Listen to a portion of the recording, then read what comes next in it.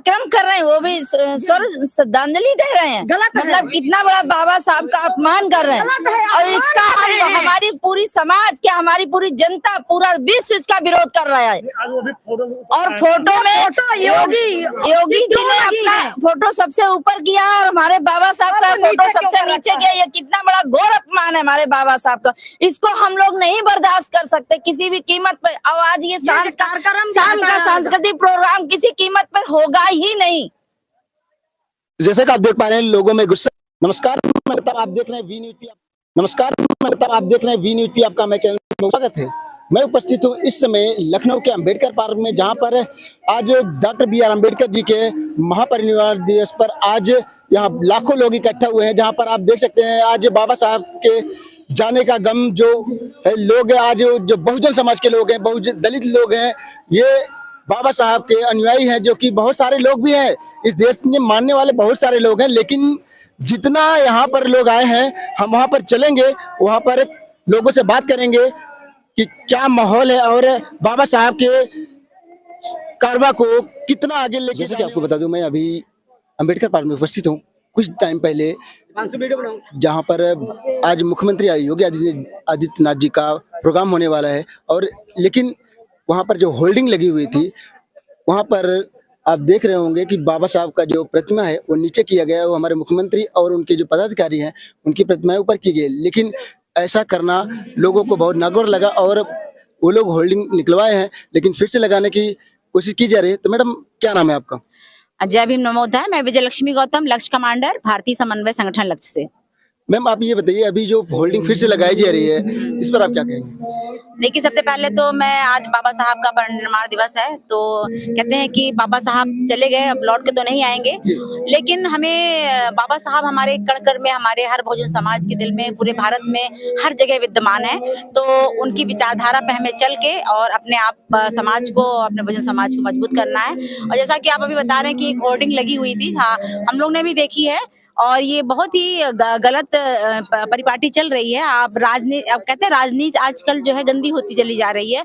ये जो हमारे जो महापुरुष हैं, उन्होंने वो केवल किसी एक समाज के नहीं है, पूरे भारत के हैं। उन्होंने भारत देश को संविधान दिया है और उन्हीं के संविधान से ये देश चल रहा है। उन्हीं के संविधान से इस देश का राष्ट्रपति भी चुना जा रहा है, और यहाँ का प्रधानमंत्री भी, और मुख्यमंत्री भी, और यहाँ का राज्यपाल भी। तो बाबा साहब तो इतने सम्माननीय हैं कि उनकी जो फोटो है हमेशा ऊंची लगानी चाहिए। और आप राजनीतिक दलों को इस चीज को समझना होगा कि बाबा साहब की अगर आप अपमान करेंगे तो आपका ही कद नीचा होगा, आपको कोई ऊंचा नहीं कहा जाएगा। तो मैडम, आपने देखा होगा कि जहाँ पर अयोध्या के राम जी जो है उनका प्रतिमा ऊपर रखा गया है, यहाँ पर लगातार देखे जा रहे हैं कि लोग उनको नीचा करे। क्यों? बाबा साहब का संविधान हर किसी को सुरक्षा देता है, हर क्षेत्र में आगे बढ़ने को देता है, लेकिन संविधान की सुरक्षा में ऐसा लोग क्यों ऐसा कर रहे हैं? देखिए, हमारे माल मलिहाबाद क्षेत्र में हमारे भारतीय समन्वय संगठन लक्ष्य ने 26 नवंबर को एक बहुत ही विशाल संविधान जागरूकता बाइक रैली का आयोजन किया था,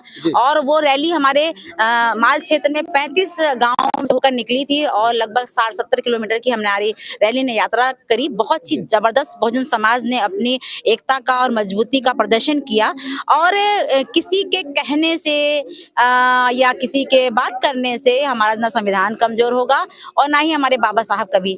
दूसरी बात जी, आप जिनके नाम ले रहे हैं कि उनकी फोटो ऊपर रखी गई है, तो उनको भी न्याय हमारे बाबा साहब के संविधान से ही मिला है। तो कहने की बात यह है कि हमें इन सब छोटी छोटी चीजों पे ना पड़ते हुए अपने समाज को मजबूत करना है। हमारे जो मूलभूत आवश्यकताएं हैं, शिक्षा है, स्वास्थ्य है, रोजगार है, जो कि हमारे समाज को नहीं मिल रहा है, नौकरियां नहीं मिल रही हैं, स्कूल, हमारे जो प्राथमिक विद्यालय बंद किए जा रहे हैं, हमारे बहुजन समाज को एक जो भिखारी बनाने की प्रवृत्ति डाली जा रही है कि सबको 5 किलो राशन दिया जा रहा है। भाई, हमें राशन नहीं चाहिए, आप हमें शिक्षा दीजिए, आप हमें रोजगार दीजिए, हम ये सब चीजें हम अपने आप निकाल लेंगे। हमारे समाज को इकट्ठा होने की जरूरत है, हमारे समाज को शिक्षित होने की जरूरत है, हमारे समाज को जागरूक होने की जरूरत है, और अपने वोट को सही दिशा में डालने की आवश्यकता है। हमें ऐसे नेताओं को चुनना होगा जो हमारे साथ, जब हमारे साथ शोषण होता है, अत्याचार होता है, तो वो हमारे साथ खड़े रहें। हमको न्याय दिलाने के लिए जो हम संघर्ष कर रहे हैं, वो जन आंदोलन में खड़े रहे। हमें ऐसे नेताओं को चुनना होगा। हमारे जो नेता हैं, जो वो नेता नहीं रह गए हैं, वो दलाल हो गए हैं, और वो जो है हम चुन के हमारे वोटों वोटों से जाते हैं, पर दलाली वो करते हैं अपने पार्टी की करते हैं। तो हमें ऐसे नेताओं से भी सावधान होना पड़ेगा कि ये नेता आए तो आपका इनको इनको ना जूतों और चप्पलों से स्वागत करिएगा, क्योंकि हमारे समाज का इतना उत्पीड़न हो रहा है, हमारे भाइयों को, हमारे युवाओं को जगह जगह मारा जा रहा है, जाति उत्पीड़न हो रहा है, हमारी बहन बेटियों के साथ बलात्कार हो रहा है, उनकी इज्जत लूटी जा रही है। अगर वही सवर्ण समाज का बच्चा होता है, अगर मारा जाता है तो उसको नौकरी भी मिलता है, उसको पैसा भी मिलता है, उसको घर भी मिलता है। पर हमारे समाज के बच्चे, क्या हमारा समाज कोई कीड़ा मकोड़ा है? हमारे समाज के लोगों की गलती है कि वो क्यों नहीं जागते हैं। अदर पार्टी जितनी भी पार्टियां हैं उसमें जो जनरल समाज के जो विधायक और सांसद चुन के जाते हैं, वो पार्टी लाइन से ऊपर उठ के अपने समाज की मदद करते हैं। पर हमारे समाज के युवाओं को मारा जाता है, हमारे युवाओं के साथ अत्याचार होता है, हमारी बहन बेटी के साथ अत्याचार होता है, तो हमारे समाज के ही नेता आगे नहीं आते हैं, वो केवल अपनी पार्टी लाइन के ऊपर चलते रहते हैं। अभी अमन गौतम नाम के एक युवक की हत्या करी गई पुलिस वालों के द्वारा, आपने देखा क्या उसको न्याय मिला? नहीं मिला। उन लोगों ने आंदोलन किया तो उनके साथ भी मारपीट करी गई और उनकी बहन बेटियों को सरेआम सड़कों पे दौड़ा के मारा गया। लेकिन इसमें क्या जरूरत इस बात है कि हम अपने समाज से अपील करेंगे कि आप भारतीय समन्वय संगठन लक्ष्य से जुड़िए। ये एक सामाजिक संगठन है जो बहुजन समाज के ऊपर होने वाले शोषण, जाति अत्याचार के खिलाफ आंदोलित होता है। अपने बहुजन समाज के, अपने महापुरुषों के जितने भी उनके बारे में उनको बताता है, उनकी विचारधारा पे चलने के लिए प्रेरित करता है, उनकी शिक्षाओं पे चलने के लिए प्रेरित करता है, उनको एक बनाता है, संविधान में क्या हक दिए हैं, क्या अधिकार दिए हैं उसके बारे में बताता है, वैज्ञानिक आधार पे जांचिए, परखिए तब मानिए, इस बात का प्रचार और प्रसार करता है। और हमारे साथ जो छात्र हैं, युवा हैं, युवतियां हैं, उनको शिक्षा के लिए प्रेरित करता है कि आप शिक्षित बनिए, आप जगह शिक्षित।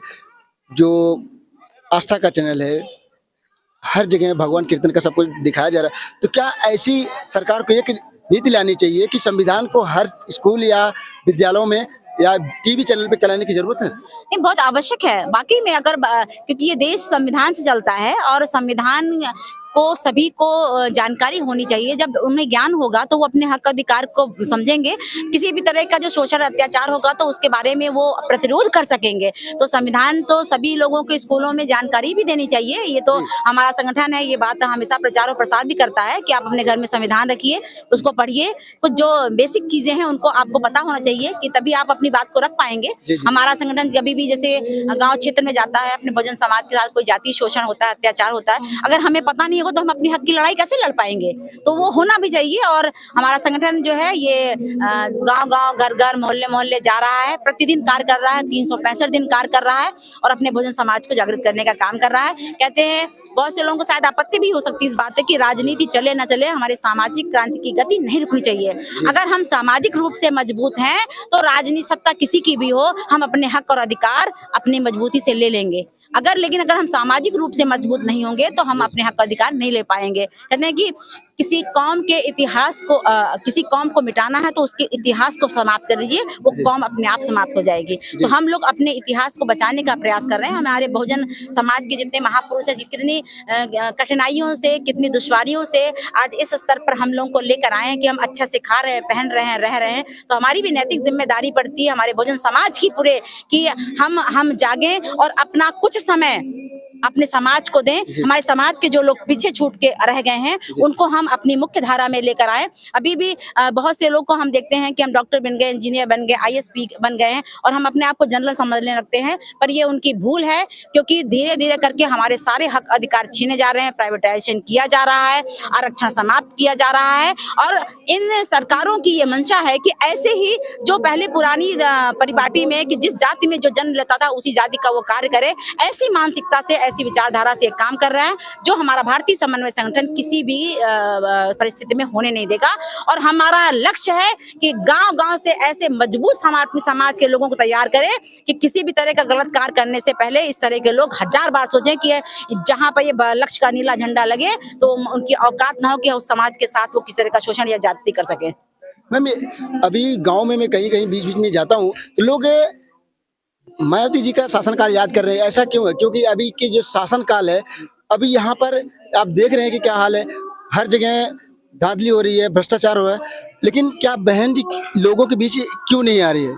क्या कारण है? ऐसा नहीं, बहन जी आ रही हैं। देखिए परिस्थितियां कुछ भी हो सकती हैं। राजनीति की बारे में मैं ज्यादा बातें नहीं कहूंगी, क्योंकि चूंकि हम सामाजिक लोगों के, तो हम सामाजिक रूप से अपने समाज को मजबूत करते हैं, और राजनीतिक पार्टियों का कार्य है वो राजनीति करते हैं। लेकिन वाकई में शासन बहन जी का वाकई बेहद शानदार रहा है। उनके शासन काल में गुंडे मवाली सब राज्य छोड़ के भाग गए थे, और किसी भी तरह की बहन बेटियों के साथ अत्याचार नहीं हो रहा था। सुशासन चल रहा था, और बेहतरीन तरीके से सर्वजन हिताय सर्वजन सुखाय का कार्य चल रहा था। लेकिन वही होती है कि लोगों से बर्दाश्त नहीं होता है कि एक दलित समाज की जो महिला है वो शासन करें, तो वो साम दाम दंड भेद से किसी न तरह से ऐसी परिस्थितियां बनाई गई कि वो उनको शासन सत्ता से जाना पड़ा।